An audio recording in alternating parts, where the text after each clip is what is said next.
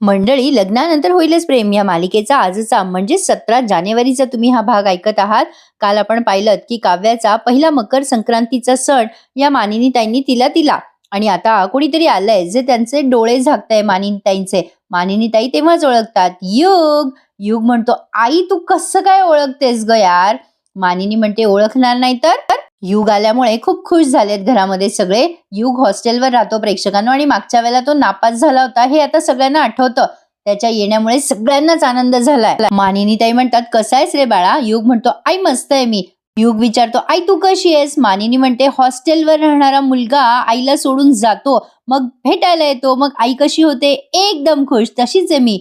मग मानिनी विचारते, काय रे गधड्या, मागच्या वेळेला लवकर गेलास ना?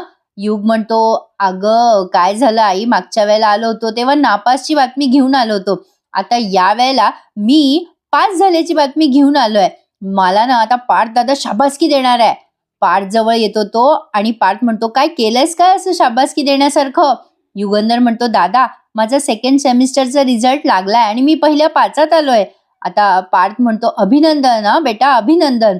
आता मानिनीला मागच्या वेळेला आठवतं की युगंधर नापास झाला म्हणून सगळेच त्याला ओरडले होते. तो सीन आपला त्यांनी आठवून दिलाय. युगंधरने आता पास झाल्याची बातमी देऊन मागचा सीन कव्हर केला. असो, आता बघा हा आजचा पण एपिसोड खूप छान आहे प्रेक्षकांनो. मानिनी म्हणते, छान झालं हा युगंधर, मागच्या वेळेला आलास तेव्हा त्रास दिला होतास तू पण आणि आम्ही पण तुला रडवलं होतं ना. या वेळेला मस्त खबर घेऊन आलायस. जे हवं ते माग आता बेटा. थोडा विचार करून सांगशील ह मला युगंधर, तुला जे हवं ते मिळेल. उत्तम बातमी घेऊन आलायस. काव्या म्हणते, वा युग, दाखवून दिलंस तू, जिंकू शकतो आपण, कॉंग्रॅच्युलेशन युग. काव्या म्हणते, युगच्या रिझल्टची पार्टी झाली पाहिजे जशी माझी आणि जीवाची, असं ती बोलते बिचारी काव्या आणि बोलता बोलता एकदम स्टॉप होऊन जाते. कारण त्या पार्टीमध्ये सगळाच तमाशा झाला ना, ते आठवतं यांना आणि एकदम बोलता बोलता गप्प बसतात सगळे बिचारे. तिथे वसू आत्या आणि रम्या पण आहेत. वसू आत्या हसतात बरं का गालातल्या गालात. मानिनी म्हणते, बरं चला, विषय बदलते मानिनी आणि म्हणते, चला आता युग घरी आलाय, छान झालं. आता मला बरं झालं बाबा, तिळगुळाची लाडू करायला किती माणसं झाली आहेत मला, चला चला कामाला लागा आता. आता काव्या म्हणते, युग खरंच बरं झालं तू आलास. अरे कसं असतं ना, एरवी ठीक आहे पण सणवार आले ना की आपले भावंड जवळ नसल्यावर त्रास होतो रे. आता असं जेव्हा काव्या बोलते तेव्हा तीही नंदिनीला मिस करत असते प्रेक्षकांनो. काव्या म्हणते, चला तुझा एक भाऊ आहे तुझ्यासोबत, माझे पार्थ देशमुख. काव्या असं बोलते तेव्हा पार्थ तिच्याकडे बघतो. काव्या म्हणते, खरंच लकी आहात तुम्ही भावंड. आता काव्याची ही इच्छा पण पूर्ण झाली आहे. नंदिनी आता प्रत्यक्षात आली आहे देशमुखांच्या घरी, जीवाला सोडून बरं का प्रेक्षकांनो. जीवा बिचारा तिकडे रिक्षात आहे आणि इकडे नंदिनी देशमुखांच्या घरी आली आहे. कसं झालंय प्रेक्षकांनो, होटो पे हा हा दिल में नाना, म्हणजे नंदिनीला देशमुखांची सून ती आहे हे एक्सेप्ट आहे, पण ते लवकर स्वीकारायचं नाहीये. थोडक्यात तुम्हाला समजून सांगायचं झालं तर यांच्या प्रेमाची परीक्षा घेणं चालू आहे बरं का. नंदिनी आता एंटर करते देशमुखांच्या घरात आणि जरा भाऊक होते इकडे तिकडे बघून. देशमुखांचं घर बघून तिच्या डोळ्यात पाणी आलंय. आता ऑब्व्हियसली ती त्या घरची सून आहेच अजून, त्यात काही शंका नाही. नंदिनी घराला डोळे भरून बघते आणि समोर उभ्या असलेल्या काव्याला आवाज देते, काव्या. आणि काव्या खुश होते. पण यावेळेला मात्र वसू आत्या आणि रम्याच्या चेहऱ्यावरचा आनंद ओसरून गेलाय. आता काव्याच्या डोळ्यात पाणी येतं. मानिनीच्या सुद्धा. काव्या पटकन त्या बोक्याला खाली ठेवते आणि या नंदिनीच्या गळ्यात जाऊन मिठी मारते. नंदिनी आल्या आल्या मानिनीला पण मिठी मारते. मानिनी म्हणते, बेटा कशी आहेस तू? मला वाटतच होतं, माझं मन मला सांगतच होतं की तू परत येशील. मी माणसं ओळखायला चुकत नाही हं. अगं एकदम आत आली आहेस तू. थांब थांब जरा नंदिनी. ए आशा, अगं औक्षणाचं ताट घेऊन ये ना. नंदिनी म्हणते, आई एवढं सगळं नका करू, मी कायमची नाही आली आहे. आता एकदम ती असं बोलते तेव्हा थोडासा काव्या आणि मानिनीच्या चेहऱ्यावरचा आनंद कमी होतो. नंदिनी म्हणते, आई आज सण आहे ना, सणाच्या दिवशी घरची सून घरात असायला हवी. मला आठवण येत होती तुम्हा सगळ्यांची, म्हणून मी. आई तुम्ही प्लीज वाईट नका वाटून घेऊ हं. मानिनी म्हणते, नाही ग नंदिनी, तुला एवढ्या दिवसांनी बघितल्यावर वाटलं की खरंच तू कायमची परत आली आहेस. हरकत नाहीये. अगं तू ये, तुला जेव्हा वाटलं तेव्हा ये. तसे वाट बघण्याचं जेव्हा असं वेळ लांबतो ना, तेवढं भेटण्याची अपेक्षा जास्ती वाढते आणि आनंदही वाढतो. नंदिनी म्हणते, सॉरी आई, तुमचा अपेक्षाभंग मला करायचा नव्हता आणि सॉरी आई. जिथून आपण जास्ती अपेक्षा ठेवतो ना तिथूनच आपला अपेक्षाभंग होतो, हे मात्र खरं आहे. आता मानिनी त्यावर उत्तर देते नंदिनीला, नाही होणार नंदिनी अपेक्षाभंग, मला खात्री आहे. माझ्या जीवावर पूर्ण विश्वास आहे. जीवा तुला कायम स्वरूपी घरी घेऊन येईलच बघ. आता नंदिनी पुढे काही म्हणणार तेवढ्यात काव्या म्हणते, जाऊ दे ना ताई, सोड आता ते विषय. तू घरी आली आहेस ना, हाच खरा सोहळा. चला आपण आता तो सेलिब्रेट करूयात. चल ना ताई, आत ये ना. असं म्हणून नंदिनीला आता तिथे ते हॉलमध्ये नेऊन बसवतात सगळेजण. नंदिनी आता तिथे बसते हॉलमध्ये. मानिनी म्हणते, बस ग बस. आता नंदिनी काव्याला अशी खालून वर बघते आणि म्हणते, ए काव्या, अगं तू किती गोड दिसतेस ग. मानिनी आता नंदिनीला उत्तर देते, अगं तिने मनावर घेतलंय, ती बोक्याला जिंकणारच आहे. लगेच पार्थ म्हणतो, आई. पार्थचे ना कधी कधी काही सीन थोडे बालिशच वाटतात. मग लगेच मानिनी म्हणते, अरे बाबा तुझ्याबद्दल नाही बोलते मी, तिच्या हातात आहे ना तो बोक्या, त्याच्याबद्दल बोलते. विषय बदलण्यात येतो. मग लगेच नंदिनी विचारते युगंधरला, युग कसा आहेस तू? युग म्हणतो, मस्त, एकदम आनंदात. मग मानिनी म्हणते, अगं मस्त काय, अगं गडी खुश आहे आपला. अगं युनिव्हर्सिटीमध्ये पहिल्या 5 आलाय आपला युग. नंदिनी म्हणते, अरे वा, काय सांगताय काय? त्याच वेळेला रम्या तोंड वाकडं करते बरं का. यांचं काही चांगलं झालं की या दोघींना अजिबात सहन होत नाही. नंदिनी युगंधरला कॉंग्रॅच्युलेशन करते. तेवढ्यात आशा येते पाणी घेऊन नंदिनीसाठी. नंदिनी विचारते, आशाताई कशा आहात तुम्ही? आशा म्हणते, मस्त, तुम्ही कशा आहात ताई? अहो तुम्हाला बघून खूप भारी वाटतंय बरं. नंदिनी म्हणते, मला पण घरी येऊन आणि तुम्हा सगळ्यांना बघून खूप छान वाटतंय. आशा म्हणते, तुमच्यासाठी चहा घेऊन येते मी. रम्या आणि वसु आत्या तिथे उभं राहून बघतात बरं का हे सगळं. नंदिनी म्हणते, आईसाठी, आईने ना तुमच्यासाठी गुळाच्या पोळ्या दिल्यात. मानिनी म्हणते, अय्या हो, बघू की. म्हणजे तिच्या जवळ देऊन टाकते ती डब्बा.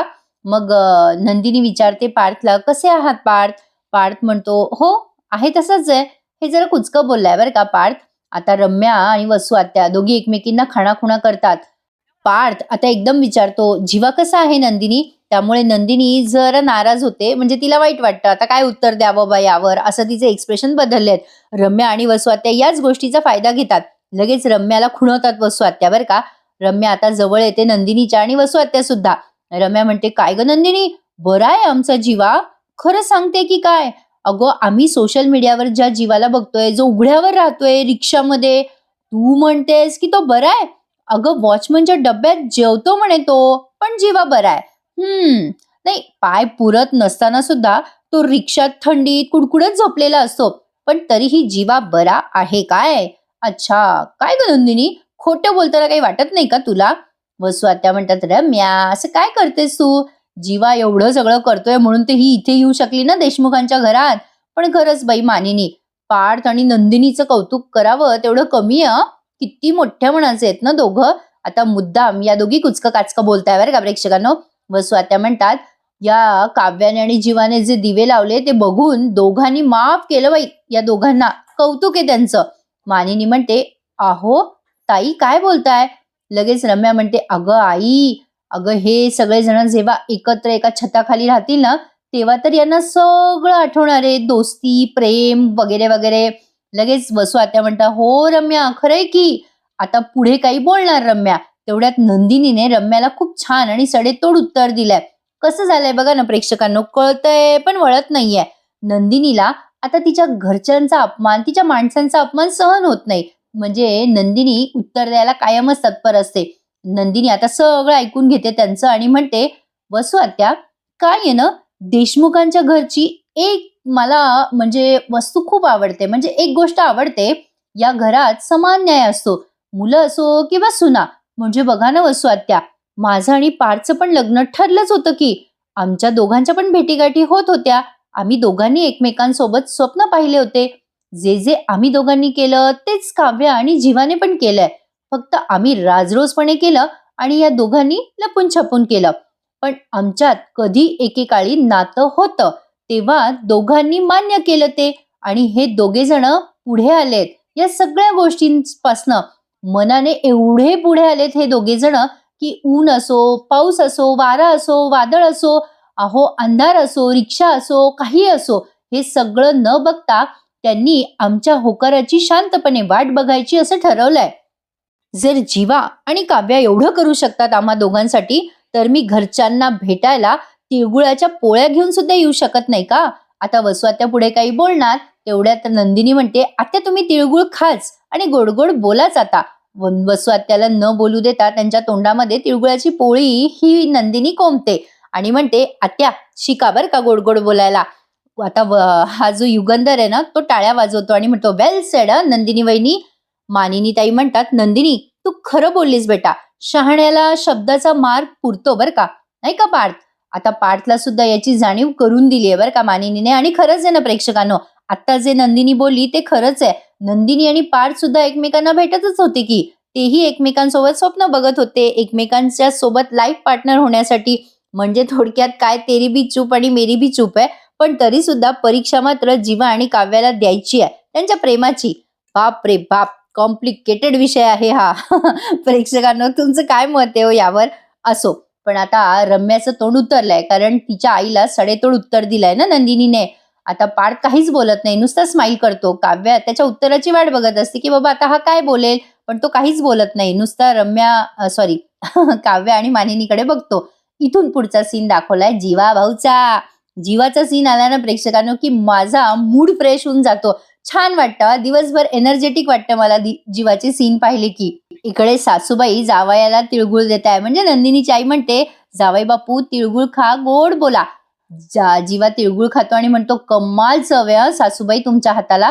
आता नंदिनीची आई म्हणते, तुमच्या बायकोने सांगितलंय मला जावई बापू, तुमच्या हाताला खूप गोड चव आहे म्हणून. आता जीवा जरा आगाऊपणा करतो बरं का.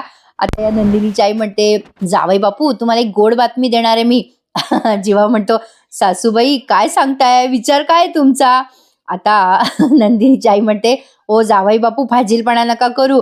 अहो असल्या गोड बातम्या द्यायची वेळ आता तुमची आहे, आमचं काय वय झालंय. बरं मी आणि हे चाललोय बाहेर. अहो मी त्या गुड्ड्याला पण गुळाची पोळी देऊन त्याच्या नातेवाईकांकडे पाठवणार आहे. नंदिनी गेलीये बाहेर, पण येईल तासाभरात. या घराच्या किल्ल्या आहेत, घ्या तुमच्याकडे. अहो घ्या हो. आणि आता वेळेचा सदुपयोग करा. जीवाला जरा लाज वाटते आणि म्हणते जीवा म्हणतोय की काय सासूबाई तुम्ही पण ना. आता ही नंदिनीची आई म्हणते, जावई बापू मी म्हणते की वेळेचा सदुपयोग करा, नंदिनीला मनवा असं म्हणते. जीवा म्हणतो, असं असं, बरं बरं, थँक्यू. आता तेवढ्यात गाडीचा हॉर्न वाजतो बरं का. जीवा म्हणतो, सासूबाई तुमच्या ह्यांचा हॉर्न वाजला हो. नाही म्हणजे यांनी गाडीचा हॉर्न वाजवला. नंदिनीची आई जीवाला ऑल द बेस्ट करते आणि निघून जाते.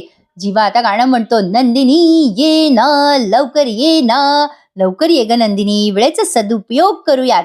या वेळेची संधी मी कायमची तुझ्या लक्षात.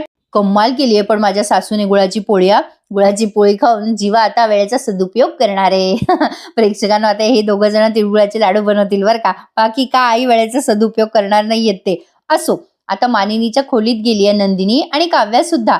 मानिनी दोघींची दृष्ट काढते आणि म्हणते, अगं नंदिनी, जीवा तुझ्या सोबत आला असता ना तर माझं स्वप्न खरं झालं असतं बघ. लगेच काव्या म्हणते, अहो आई तुम्ही नंदिनी ताईसाठी काहीतरी आणलं ना, जे तुम्हाला द्यायचं होतं तिला. नंदिनी काव्याकडे बघत राहते. मानिनी म्हणते, काय ग? काव्या म्हणते, अहो माझ्यासाठी नाही का आणलं तुम्ही, मला पण दिलं तेच ते. काव्या आठवण करून देते सणाची, तुम्ही काळी साडी आणि दागिने आणलेत ना ते द्या नंदिनी ताईला. मग मानिनीच्या लक्षात येतं. ती म्हणते, अरे हा आलं लक्षात, देते थांब. मानिनी कपाटातनं दागिने आणि साडी काढायला जाते. नंदिनी तेवढ्यात विचारते, काय ग काव्या? काव्या म्हणते, सरप्राईज आहे तुझ्यासाठी. मानिनी आता ते सणाचं सगळं तिला देते आणि बेटा नंदिनी, संक्रांत आहे, माझ्या दोन्ही सुनांसाठी ही काळ्या रंगाची साडी आणि हलव्याचे दागिने आणि हे खास तुझ्यासाठी हा नंदिनी. काव्याला पण दिलेत मी. आता ते सगळं बघते नंदिनी आणि खुश होते. आता मानिनी म्हणते, ए नंदिनी ही साडी नेस, छान दागिने घाल आणि तयार हो छान. नंदिनी म्हणते, आई थँक्यू थँक्यू सो मच. असं म्हणून नंदिनी नमस्कार करते मानिनीला. मानिनी तिच्या गालावरून हात फिरवत म्हणते, सुखी राहा बेटा, आनंदी राहा आणि लवकर घरी परतून ये ग नंदिनी. आणि कसं आहे ना, आपलं हे घर कायमचं आनंदी करून टाक. नंदिनी आणि मानिनी दोघी भाऊक झालेल्या असतात. काव्या म्हणते, ताई तुला सांगते, आपल्या आईंचा आशीर्वाद लवकर फळाला येणार आहे. आणि हो, तू जेव्हा छान रेडी होशील ना ताई, तेव्हा फोटो पाठव. मानिनी म्हणते, हो ग नंदिनी, आणि जीवासाठी काळा कुर्ता पण आणलाय ग नंदिनी, देशील का त्याला? आता नंदिनी जरा ऑड फील करते बरं का लगेच, आणि म्हणजे तिला सून म्हणून राहायचंय देशमुखांचं, पण जीवाचं नाव नाही घ्यायचंय. काव्या लगेच म्हणते, दिल ना माझी ताई जीवाला. नक्की कुर्ता देईल ती. ए ताई तू छान रेडी हो आणि जीवालाही रेडी व्हायला सांग आणि तुम्हा दोघांचा एकत्र फोटो पाठव हं." असं म्हणून काव्या आता नंदिनीची गोड पापी घेते. आता नंदिनी ती पापी अशी गालाला पुसते का काय करते बघा तुम्ही आता. पण ती आता नुसतं हो म्हणते असं वर म्हटल्यासारखं आणि काव्याच्या डोक्यावरून हात फिरवते आणि म्हणते बरं. आता तो कुर्ता घेते आणि त्या पिशवीत टाकते नंदिनी. मानिनी दोघींकडे बघत असते. नंदिनी म्हणते आई येते मी." मानिनी म्हणते अगं इतक्यात? थांब ना नंदिनी थोड्या वेळ." नंदिनी म्हणते नको आई, निघू द्या मला. फार वेळ थांबले ना तर पाय निघणार नाही माझा घरातून. ओल्या कापडासारखे माझे पाय जड होतील हो. म्हणजे मला निघावंसं नाही वाटणार ना मग घरातून. मग मानिनी म्हणते बरं बाई सांभाळ स्वतःला, लवकर ये हं नंदिनी. नंदिनी आता ती पिशवी घेऊन निघून जाते. पण मानिनीला फार वाईट वाटतंय. तिला असं वाटतंय की आपली सून लवकर घरात परत यावी. कुठल्याही सासूला असंच वाटणार म्हणा. आता त्या सासूबाई एकटेच घरातले किती दिवस कामं करणार आहे. सहज आपली गंमत केली बरं का प्रेक्षकांनो. कधी कधी असं जरा जास्ती सिरियस रिव्ह्यू चालू असतो ना मग थोडं टेन्शन येतं आपल्याला. मग थोडंसं तुम्हाला हसवायचा प्रयत्न करते. असो, तुम्हाला माझा रिव्ह्यू आवडतो की नाही मग लाईक करायला विसरू नका. मंडळी थोडे सबस्क्रायबर शिल्लक आहेत, प्लीज चॅनलला सबस्क्राईब करा आणि आपली 1,00,000ची फॅमिली पूर्ण करा. असो, आता नंदिनी निघून जाते. मग मानिनी मनाशीच म्हणते बाई देव करो आणि माझ्या सुना लवकरात लवकर या घरात नांदायला लागो सुखाने. तेवढ्यात काव्या येते आणि मानिनीला म्हणते तथास्तु आई, तुमच्या मनासारखं लवकरच होणार आहे, काळजीच नाही. बरं ऐका ना आई, मला ना संक्रांतीसाठी स्पेशल काहीतरी करायचंय, प्लॅन आहे माझ्याकडे, मला ना मदत कराल का तुम्ही? मानिनी म्हणते कसली मदत? तिळगुळाचे लाडू करायचे आहेत का? मग काव्या नुसती मानिनीकडे बघून हसते. मग मानिनी म्हणते लबाड करायचंय काय ते सांग. आता काव्याने काहीतरी प्लॅन सांगितलाय जो आपल्याला नाही ऐकवलाय आणि आज फायनली पतंगबाजीचा तो प्रोमो जो आहे ना तो दाखवलाय. फक्त आज काव्याची एंट्री नाहीये. आता युगंधर, पार्थ, रम्या आणि वसू आत्या हे 4 जण पतंग उडवताय असं दाखवलंय. बाई वसू आत्याला भलता भारी हाऊस आहे हा प्रेक्षकांनो या वयात. रम्या म्हणत असते वसू आत्याला ए आई जरा ढील दे ना त्या मांजाला. वसू आत्या म्हणतात तुला ढील दिलीच आहे ना आयुष्यात, आणखीन किती ढील देऊ मांजाला? तेवढ्यात युगंधर जरा नाराज होतो बरं का, कारण रम्याने ऑलरेडी त्याचा पतंग काटलेला असतो. तेवढ्यात पार्थ येतो बरं का तिथे. आता युगंधर म्हणतो दादा बरं झालं तू आलास. रम्या युगंधरला चिडवत असते काय युग देशमुख तुला काही जमत नाहीये. युगंधर म्हणतो जमेल जमेल बघ माझा पार्थ दादा आलाय. युगंधर पार्थला आल्याला म्हणतो दादा बघ ना रे, मी चांगला पतंग उडवत होतो, या रम्याने माझी कन्नी कापली आहे. रम्या म्हणते सॉरी युग, नथिंग पर्सनल, काटली रे तुझी कन्नी. मग युगंधर म्हणतो दादा कर ना रे माझी मदत, आपण देशमुख बॉईज आहोत यार, मदत कर ना. रम्या हसत असते युगंधरला बघून आणि वसू आत्याला म्हणत असते आई सोड जरा ढील दे ग, पतंग उडवणं चालू आहे तिचं.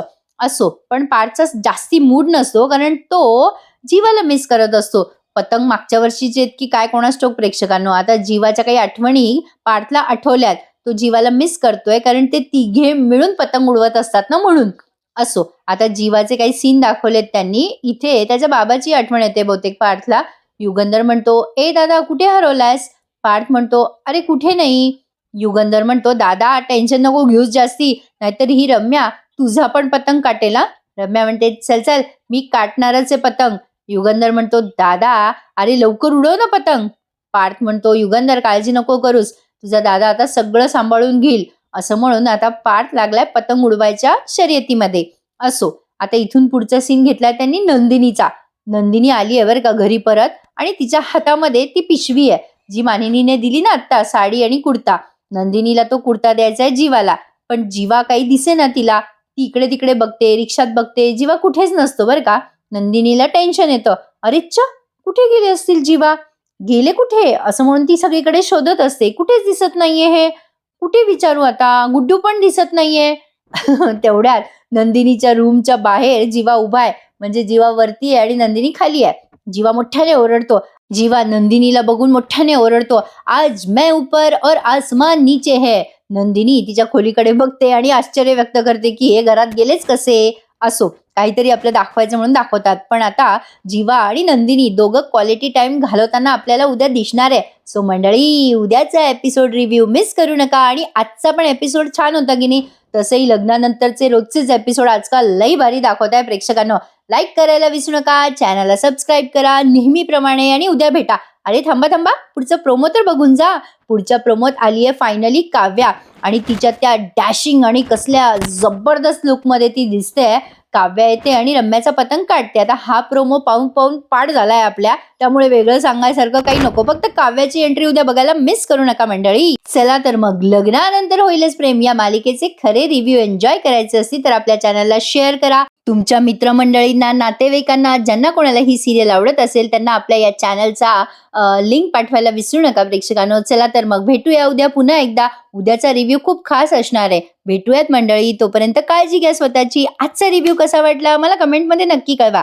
चला तर भेटूयात उद्या. धन्यवाद.